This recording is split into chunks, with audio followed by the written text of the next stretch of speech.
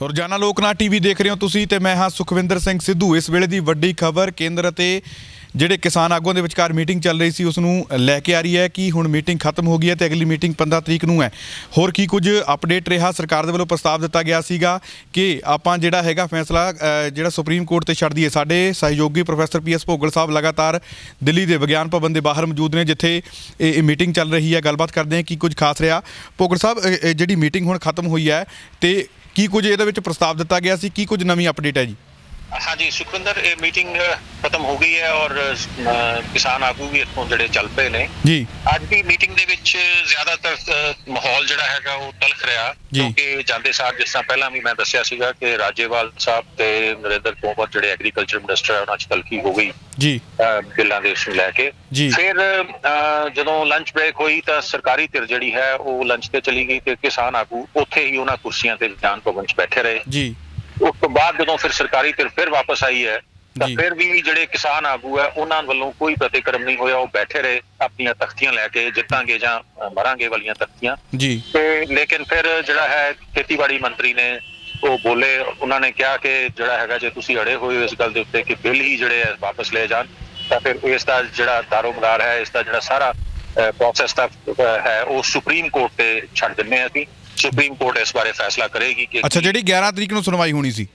हाँ जी हाँ जी, क्योंकि सुप्रीम कोर्ट ਦੇ ਵਿੱਚ ਵੀ ਜਿਹੜੀਆਂ ਰਿਟਾਂ ਪਈਆਂ ਹੋਈਆਂ ਨੇ, ਕੁਝ ਇੱਕ ਰਿਟ ਪਈ ਹੋਈ ਹੈ ਉਹ ਸਰਕਾਰੀ ਧਿਰ ਦੀ ਹੀ ਜਿਹੜੀ ਵਿਚਾਰਧਾਰਾ ਵਾਲੀ ਜਿਹੜੀ ਕੋਈ ਲੋਕ ਨੇ ਉਹਨਾਂ ਨੇ ਪਾਈ ਹੋਈ ਹੈ। ਉਹਦੇ ਵਿੱਚ ਕਿਸਾਨ ਆਗੂਆਂ ਨੂੰ ਵੀ ਜਿਹੜਾ ਹੈਗਾ ਪਾਰਟੀ ਬਣਾਉਣ ਲਈ ਕਿਹਾ ਗਿਆ ਸੀ, ਹਾਲਾਂਕਿ ਕਿਸਾਨ ਆਗੂਆਂ ਨੇ ਪਾਰਟੀ ਕਰਨ ਤੋਂ ਪਬਲਿਕਲੀ ਇਨਕਾਰ ਵੀ ਕੀਤਾ ਹੈਗਾ ਜੀ। ਤੋਂ ਉੱਥੋਂ ਹੀ ਲੱਗ ਰਿਹਾ ਸੀਗਾ ਕਿ ਸਰਕਾਰ ਨੇ ਆਪਣਾ ਜਿਹੜਾ ਹੈ ਇੱਕ ਸੇਫਟੀ ਵਾਲ ਕ੍ਰੀਏਟ ਕਰ ਰਿਹਾ ਹੈਗਾ ਕਿ ਜੇ ਚਾਰੇ ਸਿਰੇ ਨਾ ਗੱਲ ਬਣੀ ਤੇ ਫਿਰ ਸੁਪਰੀਮ ਕੋਰਟ ਤੋਂ ਜਿਹੜਾ ਹੈ ਇਸ ਦੇ ਉੱਤੇ ਰੋਕ ਲਗਾ ਕੇ ਇਹਨੂੰ ਜਿਹੜਾ ਹੈ ਕੁਝ ਸਸਪੈਂਡਡ ਰੱਖਿਆ ਜਾਊਗਾ। ਇਹਨਾਂ ਐਕਸ਼ਨ ਨੂੰ ਕੋਈ ਨਾ ਕੋਈ ਉਹਨਾਂ ਨੇ ਇੱਕ ਰਸਤਾ ਜਿਹੜਾ ਹੈ ਕੱਢਣ ਦੀ ਕਵਾਇਦ ਕੀਤੀ ਸੀ। ਸੋ ਹੁਣ ਮੈਨੂੰ ਲੱਗਦਾ ਕਿ ਗੱਲ ਉਸ ਪਾਸੇ ਨੂੰ ਹੀ ਤੁਰੇਗੀ, ਕਿਉਂਕਿ ਸਰਕਾਰ ਨੇ ਸਾਰੇ ਹੀਲੇ ਦੇਖ ਕੇ ਹਰ ਕਿਸਮ ਦਾ ਸੁਝਾਅ ਦੇ ਕੇ ਦੇਖ ਲਿਆ, ਲੇਕਿਨ ਕਿਸਾਨ ਯੂਨੀਅਨਾਂ ਜਿਹੜੀਆਂ ਹੈ ਉਹ ਟਸ ਤੋਂ ਮਸ ਨਹੀਂ ਹੋਈਆਂ। ਉਹਨਾਂ ਨੇ ਕਿਹਾ ਕਿ ਅਸੀਂ ਤਾਂ ਸਿਰਫ ਇਹਨਾਂ ਬਿੱਲਾਂ ਦੀ ਵਾਪਸੀ ਤੋਂ ਹੀ ਬਾਅਦ ਅਸੀਂ ਇੱਥੋਂ ਜਾਵਾਂਗੇ, ਹੋਰ ਕੋਈ ਰਸਤਾ ਨਹੀਂ ਹੈ।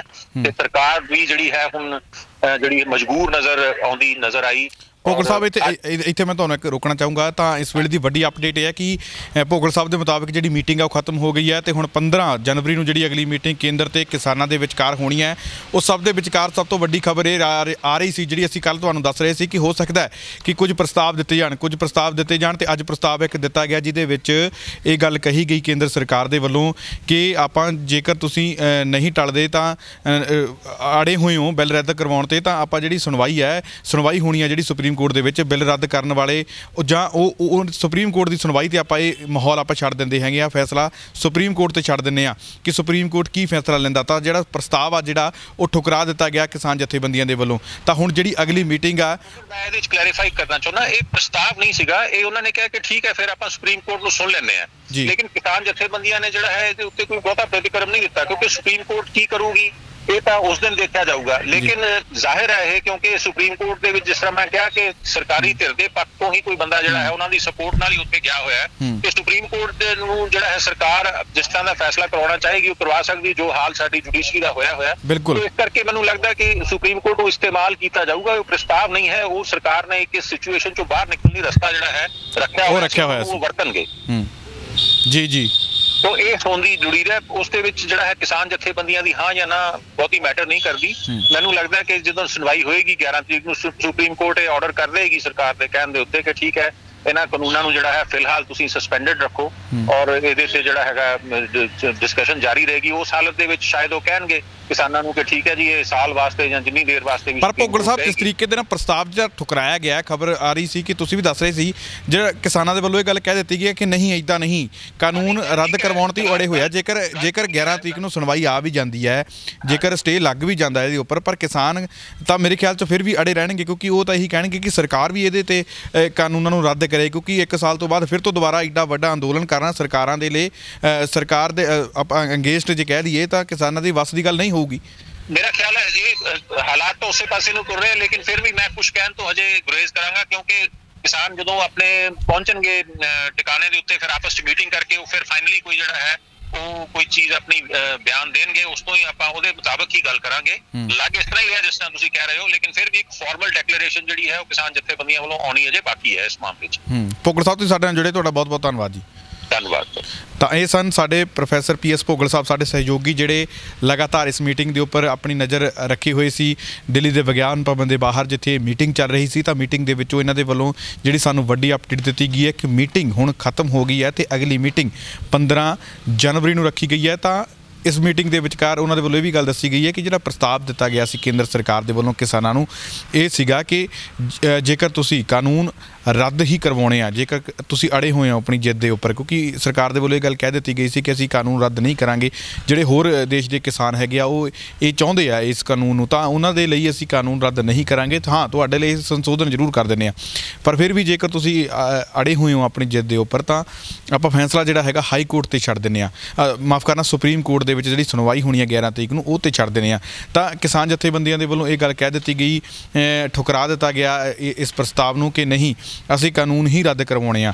ਤਾਂ ਇਸ ਵੇਲੇ ਦੀ ਵੱਡੀ ਖਬਰ ਇਹੀ ਹੈ। ਤਾਂ ਜਿਸ ਤਰੀਕੇ ਦੇ ਨਾਲ 11 ਤਰੀਕ ਨੂੰ ਸੁਣਵਾਈ ਹੋਣੀ ਹੈ, ਤਾਂ ਹੁਣ 15 ਤਰੀਕ ਨੂੰ ਮੀਟਿੰਗ ਹੈ। ਤਾਂ ਜੇਕਰ 11 ਤਰੀਕ ਨੂੰ ਸੁਣਵਾਈ ਹੋ ਵੀ ਜਾਂਦੀ ਹੈ, ਜੇਕਰ ਸਟੇ ਲੱਗ ਵੀ ਜਾਂਦਾ, ਜਿਸ ਤਰੀਕੇ ਨਾਲ ਭੋਗਲ ਸਾਹਿਬ ਕਹਿ ਰਹੇ ਸੀ, ਜੇ ਸਟੇ ਲੱਗ ਵੀ ਜਾਂਦਾ ਹੈ, ਤਾਂ ਦੇਖਣ ਵਾਲੀ ਗੱਲ ਇਹ ਹੋਊਗੀ ਕਿ ਕਿਸਾਨ ਜਥੇਬੰਦੀਆਂ ਜਿਹੜੀਆਂ ਹੈਗੀਆਂ ਨੇ ਉਹ ਫਿਰ ਇਸ ਗੱਲ 'ਤੇ ਮੰਨਦੀਆਂ ਜਾਂ ਨਹੀਂ ਮੰਨਦੀਆਂ ਕਿ ਉਸ ਤੋਂ ਬਾਅਦ ਵੀ ਜਿਹੜਾ ਹੈਗਾ ਅੜੀਆਂ ਰਹਿੰਦੀਆਂ ਆਪਣੀ ਜਿੱਦ ਦੇ ਉੱਪਰ, ਕਿਉਂਕਿ ਸੌਖਾ ਨਹੀਂ ਹੋਵੇਗਾ ਕਿਸਾਨ ਜਥੇਬੰਦੀਆਂ ਦੇ ਵੱਲੋਂ। ਜੋ 1 ਸਾਲ ਤੋਂ ਬਾਅਦ ਦੁਬਾਰਾ ਜੇ ਮੰਨ ਲਈਏ ਕਿ ਸੁਪਰੀਮ ਕੋਰਟ 1 ਸਾਲ ਦਾ ਸਟੇ ਲਗਾ ਦਿੰਦਾ, ਤਾਂ ਦੁਬਾਰਾ 1 ਸਾਲ ਤੋਂ ਫਿਰ ਇਹ ਕਾਨੂੰਨ ਲਾਗੂ ਕਰ ਦਿੱਤੇ ਜਾਂਦੇ ਆ, ਤਾਂ ਦੁਬਾਰਾ ਸੌਖਾ ਨਹੀਂ ਹੋਵੇਗਾ ਐਡਾ ਵੱਡਾ ਅੰਦੋਲਨ ਖੜਾ ਕਰਨਾ, ਸਰਕਾਰ ਦੇ ਉੱਪਰ ਪ੍ਰੈਸ਼ਰ ਪਾਉਣਾ, ਕਿਉਂਕਿ ਪਿਛਲੇ 43 ਦਿਨਾਂ ਤੋਂ ਪਹਿਲਾਂ ਹੀ ਲੋਕ ਇੱਥੇ ਅੜੇ ਹੋਏ ਨੇ, ਬੈਠੇ ਹੋਏ ਨੇ, ਡਟੇ ਹੋਏ ਨੇ ਆਪਣੀਆਂ ਮੰਗਾਂ ਨੂੰ ਲੈ ਕੇ। ਚਾਹੇ ਦਿਨ ਤਿਉਹਾਰ ਹੋਣ ਤਾਂ ਵੀ ਇੱਥੇ ਮਨਾਏ ਗਏ, ਨਵਾਂ ਸਾਲ ਹੋ ਗਿਆ ਤਾਂ ਵੀ ਇੱਥੇ ਮਨਾਏ ਗਏ, ਠੰਡ ਦੇ ਵਿੱਚ ਵੀ ਇੱਥੇ ਹੀ ਨੇ, ਤਾਂ ਅੱਗੇ ਵੀ ਜੇ ਆਉਣ ਵਾਲੇ ਕੋਈ ਤਿਉਹਾਰ ਨੇ ਇੱਥੇ ਹੀ ਮਨਾਉਣ ਨੂੰ ਤਿਆਰ ਨੇ। ਤਾਂ ਜਿਹੜਾ ਹੈਗਾ ਫਿਰ ਵੀ ਕੰਨ ਦੇ ਉੱਪਰ ਸਰਕਾਰ ਦੇ ਜੂੰ ਨਹੀਂ ਸਰਕ ਰਹੀ। ਤਾਂ ਆਉਣ ਵਾਲੇ ਸਮੇਂ ਦੇ ਵਿੱਚ ਜੇਕਰ ਦੁਬਾਰਾ ਸਟੇ ਲੱਗਣ ਤੋਂ ਬਾਅਦ, ਜੇਕਰ 1 ਸਾਲ ਦੀ ਮੰਨ ਲਈਏ ਆਪਾਂ ਸਟੇ ਲਗਾ ਵੀ ਦਿੰਦਾ, ਤਾਂ ਸਟੇ ਤੋਂ ਬਾਅਦ ਜੇਕਰ ਦੁਬਾਰਾ ਕਾਨੂੰਨ ਲਾਗੂ ਹੋ ਜਾਂਦੇ ਨੇ, ਤਾਂ ਦੁਬਾਰਾ ਅੰਦੋਲਨ ਐਡਾ ਵੱਡਾ ਖੜਾ ਕਰਨਾ ਕਿਸਾਨਾਂ ਲਈ ਆਸਾਨ ਨਹੀਂ ਹੋਵੇਗਾ। ਇਹ ਕਿਸਾਨ ਆਗੂ ਜਿਹੜੇ ਹੈਗੇ ਆ ਭਲੀ ਭਾਂਤ ਜਾਣਦੇ ਨੇ। ਤਾਂ ਇਸੇ ਕਰਕੇ ਕਿਸਾਨ ਆਪਣੀ ਗੱਲ 'ਤੇ ਅੜੇ ਹੋਏ ਨੇ। ਇਸੇ ਕਰਕੇ ਹੀ ਜਿਹੜਾ ਹੈਗਾ ਜਿਹੜਾ ਇਹ ਪ੍ਰਸਤਾਵ ਸੀਗਾ ਇਹ ਠੁਕਰਾਇਆ ਗਿਆ ਸੀ ਕਿ ਨਹੀਂ, ਇਹ ਪ੍ਰਸਤਾਵ ਸੁਪਰੀਮ ਕੋਰਟ ਦੀ ਸੁਣਵਾਈ ਵਾਲਾ ਪ੍ਰਸਤਾਵ ਠੀਕ ਨਹੀਂ ਹੈ, ਕਿਉਂਕਿ ਆਪਾਂ ਪਿਛਲੇ ਕਈ ਦਿਨਾਂ ਤੋਂ ਜਾਂ ਪਿਛਲੇ ਲੰਬੇ ਸਮੇਂ ਤੋਂ ਜਿਹੜਾ ਹੈਗਾ ਇਹ ਆਪਾਂ ਗੱਲਾਂ ਸੁਣਦੇ ਆ ਰਹੇ ਹਾਂ ਕਿ ਸਰਕਾਰ ਜਿਹੜੀ ਹੈਗੀ ਹੈ, ਇਲਜ਼ਾਮ ਲਗਾਉਂਦੇ ਨੇ ਲੋਕ ਕਿ ਸਰਕਾਰ ਜਿਹੜੀ ਹੈਗੀ ਆ ਇਹ ਆਪਣੇ ਫਾਇਦੇ ਦੇ ਲਈ ਸੁਪਰੀਮ ਕੋਰਟਾਂ ਨੂੰ ਜਿਹੜੀਆਂ ਹੈਗੀਆਂ ਉਹ ਵਰਤਦੀ ਆ ਰਹੀ ਹੈ। ਤਾਂ ਇਸ ਮਾਮਲੇ ਦੇ ਵਿੱਚ ਵੀ ਵਰਤਿਆ ਜਾ ਸਕਦਾ, ਕਿਸਾਨਾਂ ਨੂੰ ਖਦਸ਼ਾ ਵੀ ਹੈਗਾ। ਤਾਂ ਹੁਣ ਕਿਸਾਨਾਂ ਦੇ ਵੱਲੋਂ ਇਹ ਗੱਲ ਕਹੀ ਗਈ ਹੈ ਕਿ ਅਸੀਂ ਸੁਪਰੀਮ ਕੋਰਟ ਦੇ ਉੱਪਰ ਇਹ ਫੈਸਲਾ ਨਹੀਂ ਛੱਡ ਸਕਦੇ, ਅਸੀਂ ਸਿਰਫ ਰੱਦ ਹੀ ਕਰਵਾਉਣੇ ਆ ਤੇ ਇਸੇ ਤਰੀਕ ਤੇ ਡਟੇ ਹੋਏ ਆ।